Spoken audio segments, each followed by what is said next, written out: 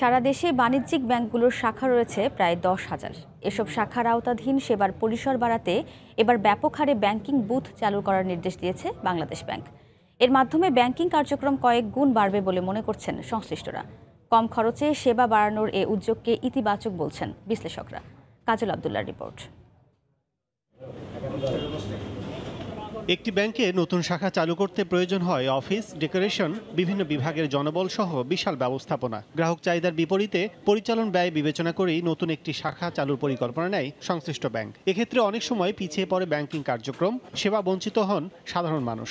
এজন্য শহর থেকে প্রান্তিক পর্যায় পর্যন্ত সাধারণ মানুষকে ব্যাংকিং সেবার আওতায় আনতে সারা দেশে ব্যাংকিং বুথ খোলার নির্দেশ দিয়েছে বাংলাদেশ ব্যাংক। এটা যদি আমরা ব্যাপক আকারে করতে পারি, ব্যাংকিং সেবাটা আরো বেশি সংখ্যক মানুষের কাছে পৌঁছে যাবে এবং সেটা এজেন্ট ব্যাংকিং এর মাধ্যমে যেমন পল্লী এলাকায় পৌঁছে যাচ্ছে, ব্যাংকিং বুথের মাধ্যমে একটা শহর এলাকায়ও বিস্তার লাভ করবে। বুথে হয় কি খরচটা অনেক কম হবে, ফলে কস্ট বেনিফিট অ্যানালাইসিসে আমরা খুব দ্রুত রাষ্ট্র মালিকানাধীন ব্যাংক যেমন পৌঁছে গেছি, আমার ধারণা এই বুথ সিস্টেমের মাধ্যমে প্রাইভেট ব্যাংক বেশি উপকৃত হবে।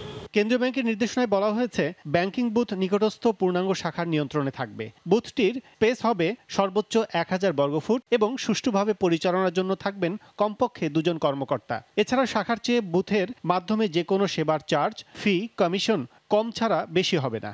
বিশ্লেষকরা বলছেন এসব উদ্যোগে সাধারণ মানুষ উপকৃত হওয়ার পাশাপাশি লাভজনক হবে আর্থিক প্রতিষ্ঠানও। এটা সবচেয়ে বেশি কার্যকর হবে গার্মেন্টস যে সমস্ত এলাকাতে আছে সেই সব জায়গাতে। 10টা গার্মেন্টস ফ্যাক্টরিতে যদি 10টা বুথ তৈরি করা যায়, একটা শাখা থেকেই আমি 10টি গার্মেন্টসে কিন্তু সেবা দিতে পারি। শাখা, বুথ, এজেন্ট, এই তিনটাকে যদি মেলানো যায়, এটা একটা বিপ্লব হবে আমি মনে করি। নির্দেশনার পর কেন্দ্রীয় ব্যাংকের কাছে প্রয়োজন সাপেক্ষে চাহিদাপত্র দেওয়া শুরু করেছে ব্যাংকগুলো। অনুমতি পাওয়ার পরই প্রাথমিকভাবে শহর অঞ্চলে কার্যক্রম শুরু হবে বলে জানান ব্যাংক সংশ্লিষ্টরা। কাজল আব্দুল্লাহ, সময় সংবাদ।